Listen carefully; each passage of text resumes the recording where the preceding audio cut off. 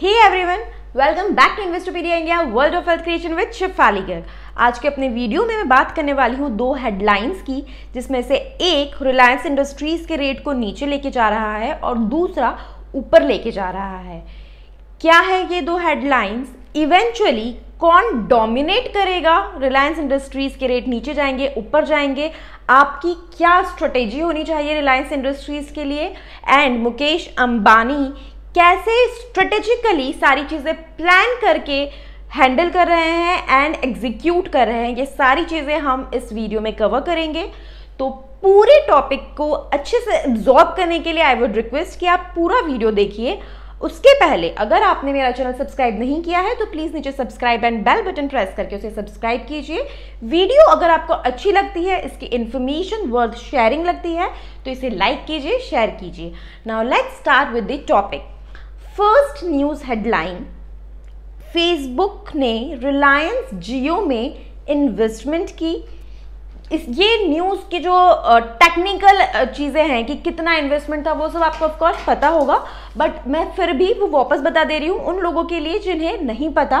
43,557 crore approximately $5.7 billion invest किया है Facebook INC ने रिलायंस जियो प्लेटफॉर्म में, जिसके बाद 9.99% स्टेक होल्डिंग मिल गई है फेसबुक को रिलायंस जियो प्लेटफॉर्म की।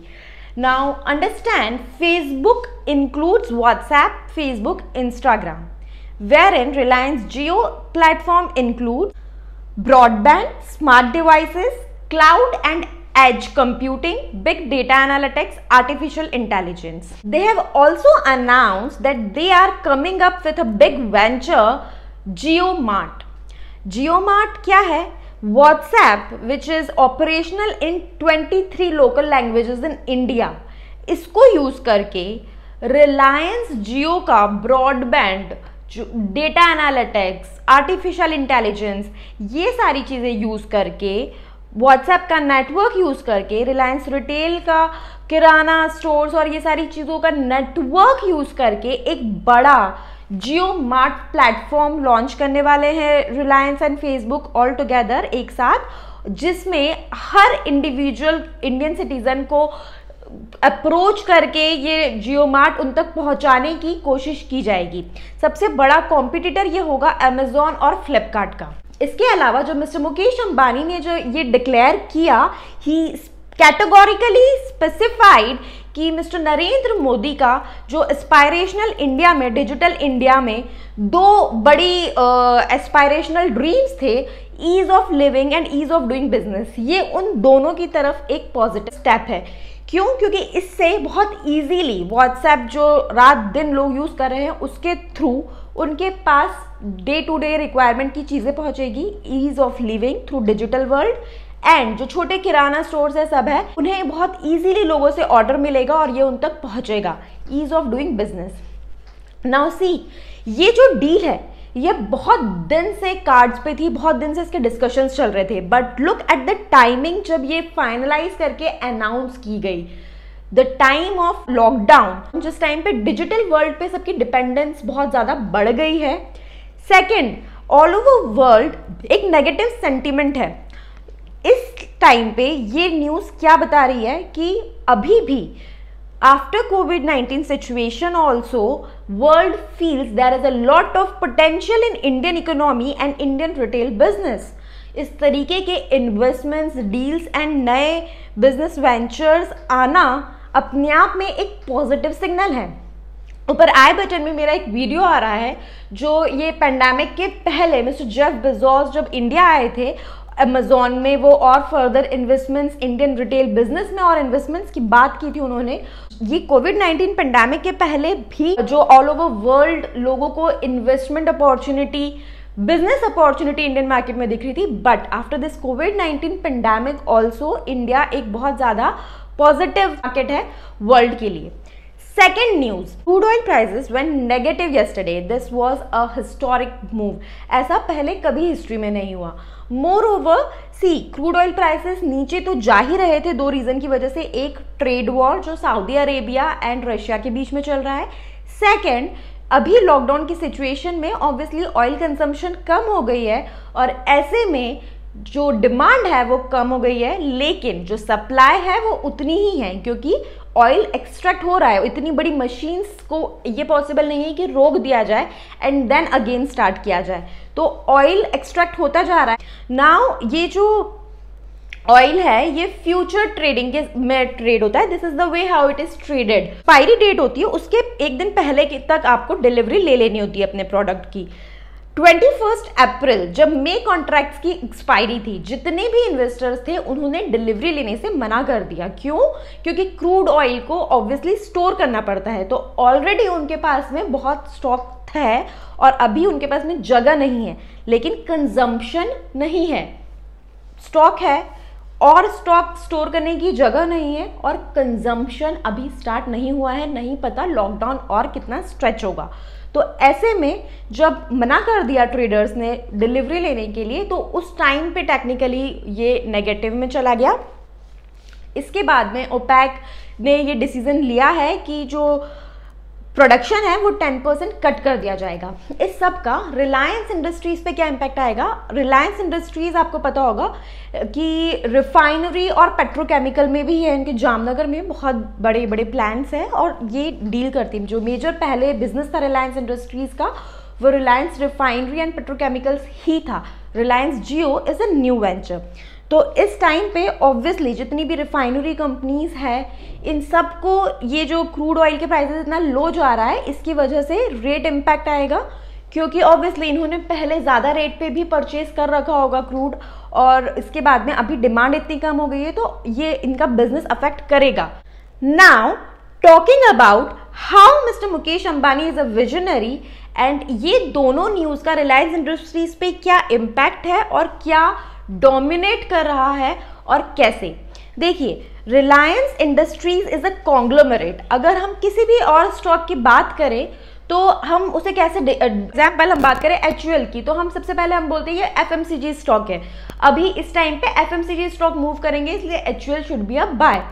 अगर हम किसी और स्टॉक की बात करें कि एशियन पेंट है, ये पेंट इंडस्ट्री है, इसका रॉ मटेरियल क्रूड है, तो अभी ये बढ़ेगा, हमें ये बाय करना चाहिए। डिविस लैब है, फार्मास्यूटिकल है, बाय करना चाहिए। ऑन द सेकेंड हैंड अगर हम बात करें बजाज फाइनेंस में है, फाइनेंसिंग में है, अभी सिचुएशन बहुत ज़्यादा इकोनॉमिक रिसेशन वाली है, तो माइट बी कि ये इतना परफॉर्म ना कर पाए, तो अभी इसको थोड़ा रुक के बाय करना चाहिए, इसे बाय नहीं करना चाहिए।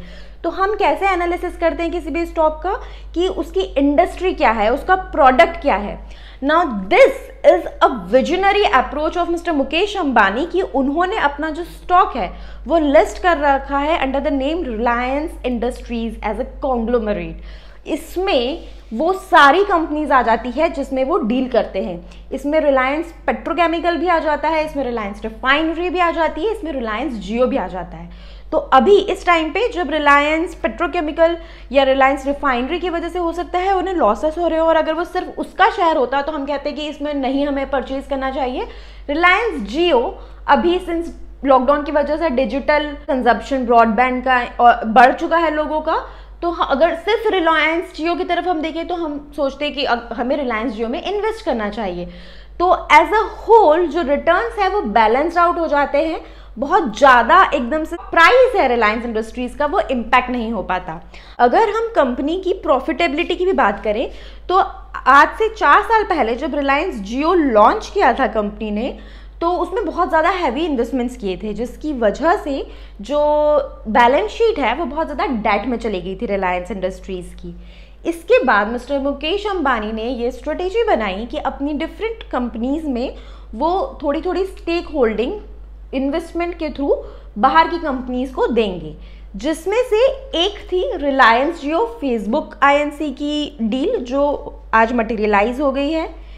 इसी में एक और डील ऑन कार्ड्स है जो अभी मटेरियलाइज नहीं हुई है। क्या है वो डील?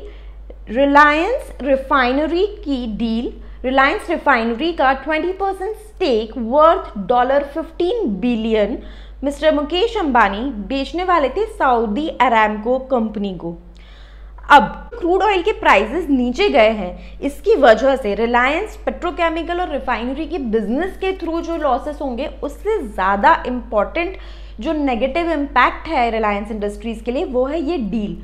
क्योंकि अगर अभी भी ये डील करते हैं मिस्टर मुकेश अंबानी तो जो उनका वैल्यूएशन था वो कम हो जाएगा। पहले 20% स्टेक के बदले उन्हें अगर $15 बिलियन मिल रहे थे तो अब उन्हें $15 बिलियन के लिए या तो परसेंटेज स्टेक बढ़ाना पड़ेगा जो वो बेचे, और या फिर $15 बिलियन की जगह बहुत कम अमाउंट मिलेगा। तो ये उनके लिए एक नेगेटिव डील होगी। तो that is why he would hold on the deal hold on करने की वजह से क्या होगा, जो उनको डेट फ्री बनाने का कंपनी का जो उनका सपना था वो थोड़ा सा डिले होगा। सऊदी अरामको क्या इस डील से बैक ऑफ कर सकते हैं? अगर देखा जाए अभी एनालिस्ट के हिसाब से वो बैक ऑफ नहीं करेंगे, बिकॉज इस डील में दो चीजें थी जो विन विन सिचुएशन थी कंपनी सऊदी अरामको के लिए। One, the Saudi Aramco was supposed to provide 5 lakh barrel of crude oil per day to Reliance refineries। तो ये अभी इस मार्केट पे जो आपको शॉर्ट एक बिजनेस मिल रहा है जहाँ पे आपको रोज अपना रॉ मटेरियल सप्लाई करना है, अपना प्रोडक्ट सप्लाई करना है, तो this was there. And second, Saudi Aramco को इंडिया रिटेल मार्केट में इतना अच्छा एक्सपोजर मिल रहा था। ये एक्सपोजर वो गवर्नमेंट के थ्रू भी ले सकते हैं, but then privatisation would always be a challenge then. तो ये डील सऊदी अरामको के लिए बहुत अच्छी है। And even if Reliance industries इसको डिले करे, मिस्टर मुकेश अंबानी इसको डिले करे, तब भी सऊदी अरामको इसे कैंसिल नहीं करेंगे। उसके अलावा आप एक और चीज़ देखिए, ये बहुत दिन से जियो और फेसबुक वाली डील ऑन कार्ड्स थी। इसके अनाउंसमेंट की टाइमिंग थी 22 April morning before stock market just open, क्योंकि 21 अप्रैल को क्रूड ऑयल प्राइसेस जो गिरे थे उसकी वजह से रिलायंस इंडस्ट्रीज के शेयर पे बहुत नेगेटिव इम्पैक्ट आया था। तो इस नेगेटिव इम्पैक्ट की वजह से रिलायंस इंडस्ट्रीज के शेयर बहुत ज़्यादा नीचे आ गए थे, 1164 का रेट टच कर लिया था, and then again started increasing. उसके बाद में आज 22 अप्रैल को अचानक रेट शूटअप हुए, जैसे ही ये न्यूज़ आई रेट शूटअप हुए। इसके बाद में अगर हम देखें तो जो जितनी भी रेटिंग एजेंसीज है उसमें आप IDBI कैपिटल सिक्योरिटीज़ का कहना है कि Reliance Industries is definitely a buy. क्यों? क्योंकि सिर्फ रिलायंस जियो को अगर हम वैल्यू करें तो उसका शेयर अगर लिस्टेड होता तो आज की तारीख में 770 रुपीज़ पर शेयर पे ट्रेड हो रहा होता, वेयर इन जो रिलायंस इंडस्ट्रीज का शेयर है that is being traded at ₹1360 as on today. तो ये बहुत अंडर वैल्यूड शेयर है एंड ये डेफिनेटली बढ़ेगा। इसके अलावा अगर मैं बात करूँ तो IIFL, Equirus, Dollar Capital, Citi Research सब ने रिलायंस इंडस्ट्रीज को बाय रेटिंग दी है।